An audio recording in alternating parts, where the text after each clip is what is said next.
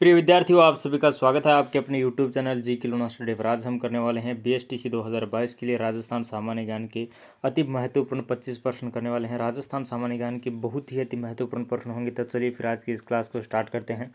और एक नंबर प्रश्न है हमारा, राजस्थान के इतिहास का जनक है वो किसे कहा जाता है। राजस्थान के इतिहास का जनक है वो कर्नल जेम्स टोड को कहा जाता है। तो जो हमारा सी नंबर ऑप्शन है एकदम सही हो जाएगा। और 2 नंबर प्रश्न है, राजस्थान का एकीकरण कितने चरणों में पूरा हुआ। राजस्थान का एकीकरण है वो 7 चरणों में पूरा हुआ। राजस्थान का एकीकरण है वो 7 चरणों में पूरा हुआ। और अगला प्रश्न है, महाराणा सांगा ने इब्राहिम लोदी को किस युद्ध में परास्त किया। सारंगपुर का युद्ध में, खानवा का, सिवाना का या खातौली का युद्ध। महाराणा सांगा ने इब्राहिम लोदी को खातौली के युद्ध में परास्त किया। तो जो हमारा डी नंबर ऑप्शन एकदम सही हो जाएगा। महाराणा सांगा ने इब्राहिम लोदी को खातौली के युद्ध में परास्त किया। और 4 नंबर प्रश्न है, जूनागढ़ किले का निर्माता है वो किसे कहा जाता है। जूनागढ़ किले का जो निर्माता है वो अनूप सिंह को कहा जाता है। जूनागढ़ किले का जो निर्माण है वो अनूप सिंह ने करवाया। और अगला प्रश्न है 5 नंबर प्रश्न, राजस्थान का ताजमहल कहलवाने वाले जसवंत का निर्माण है वो किसने करवाया। राजस्थान का ताजमहल किसे कहा जाता है, जसवंत को। तो जसवंत का जो निर्माण है वो किसने करवाया। जसवंत का जो निर्माण है वो सरदार सिंह ने करवाया। और किसकी याद में करवाया, अपने पिता जसवंत सिंह की याद में करवाया।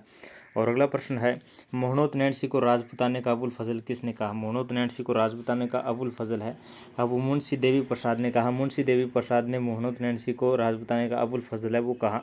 और 7 नंबर प्रश्न है, देवलिया जो कि प्रतापगढ़ में है कि किस शासक ने चित्तौड़गढ़ के दूसरे शाखे में केसरिया धारण किया। देवलिया जो कि प्रतापगढ़ में है, देवलिया का शासक जिन्होंने चित्तौड़गढ़ के दूसरे शाखे में केसरिया धारण किया वे बाघ सिंह थे। बाघ सिंह जिन्होंने चित्तौड़गढ़ के दूसरे शाखे में केसरिया वो धारण किया। और कहाँ के थे, देवलिया के थे। और प्रतापगढ़ में है देवलिया जो कि है। और अगला प्रश्न है, रूठी रानी के नाम से राजस्थान के इतिहास में प्रसिद्ध है। रूठी रानी के नाम से राजस्थान के इतिहास में रानी उमादे प्रसिद्ध है। रानी उमादे जो कि राजस्थान के इतिहास में रूठी रानी के नाम से प्रसिद्ध है। और अगला प्रश्न है, बिजोलिया किसान आंदोलन का जनक है वो किसे कहा जाता है। बिजोलिया किसान आंदोलन का जो जनक है वो विजय सिंह पथिक को कहा जाता है। बिजोलिया किसान आंदोलन का जो जनक है वो विजय सिंह पथिक को कहा जाता है।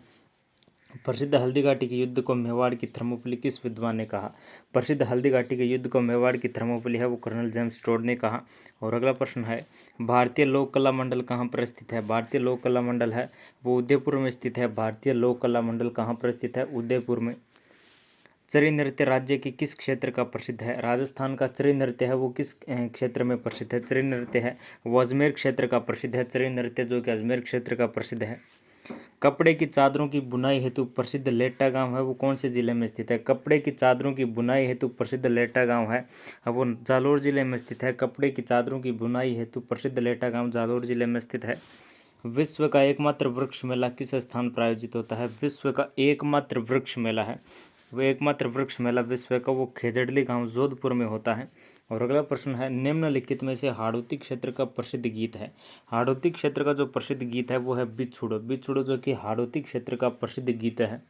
और 16 नंबर प्रश्न है, किस पूर्णिमा को नारियल पूर्णिमा के नाम से भी जाना जाता है। नारियल पूर्णिमा के नाम से श्रावण पूर्णिमा को जाना जाता है। श्रावण पूर्णिमा को नारियल पूर्णिमा के नाम से भी जाना जाता है। चारबेंत लोकनाट्य प्रसिद्ध है। चारबेंत लोकनाट्य है वो किस क्षेत्र के लिए प्रसिद्ध है। चारबेंत लोकनाट्य है वो टोंक क्षेत्र में प्रसिद्ध है। चारबेंत लोकनाट्य टोंक क्षेत्र में प्रसिद्ध है। तुलजा भवानी का मंदिर कहाँ पर स्थित है। तुलजा भवानी का मंदिर है वो कहाँ पर स्थित है। तुलजा भवानी का मंदिर चित्तौड़गढ़ के किले में स्थित है। तुलजा भवानी का मंदिर चित्तौड़गढ़ के किले में स्थित है। पाबू प्रकाश नामक रचना के लेखक कौन है। पाबू प्रकाश नामक रचना के जो लेखक है वो आसिया मोडजी है। आसिया मोडजी जो कि पाबू प्रकाश नामक रचना के लेखक है। पाबू प्रकाश नामक रचना के लेखक कौन है, आसिया मोडजी। रानी सती का वास्तविक नाम क्या था। रानी सती का वास्तविक नाम क्या था। रानी सती का वास्तविक नाम था वो नारायणी देवी था। नारायणी देवी है वो रानी सती का वास्तविक नाम था। कुंभलगढ़ और गोगुंदा के बीच कौन सा पठार स्थित है। कुंभलगढ़ और गोगुंदा के बीच में बोराट का पठार है वो स्थित है। कुंभलगढ़ और गोगुंदा के बीच में कौन सा पठार स्थित है। कुंभलगढ़ और गोगुंदा के बीच में बोराट का पठार है वो स्थित है। अरावली पर्वतमाला का विस्तार है। अरावली पर्वतमाला का जो विस्तार है वो है गुजरात के पालनपुर से दिल्ली तक है। गुजरात के पालनपुर से लेकर दिल्ली तक है। गुजरात के पालनपुर से लेकर दिल्ली तक अरावली पर्वतमाला का विस्तार है वो है। सूची फर्स्ट को सूची सेकंड से सम्मिलित कीजिए तथा नीचे दिए गए कोड का प्रयोग कर सही उत्तर है वो दीजिए। चंबल राजस्थान और मध्य प्रदेश में, माही बजाज सागर राजस्थान और पंजाब हरियाणा में, व्यास नदी जो कि व्यास परियोजना राजस्थान गुजरात में, सरदार सरोवर राजस्थान गुजरात और मध्य प्रदेश।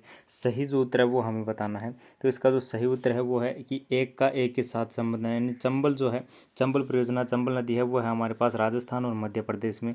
और बी का 3 से है, यानी कि जो माही बजाज सागर है वो है राजस्थान और गुजरात में। और सी का 2 के साथ है, यानी कि जो व्यास है वो है राजस्थान पंजाब और हरियाणा में। डी का है वो 4 के साथ है, यानी कि सरदार सरोवर है वो है राजस्थान गुजरात मध्य प्रदेश और महाराष्ट्र। और अगला प्रश्न है, राजस्थान में माउट द्वारा होने वाली वर्षा किस फसल की वरदान मानी जाती है? राजस्थान में माउट द्वारा होने वाली जो वर्षा है वो हमारी गेहूं के लिए वरदान है वो मानी जाती है।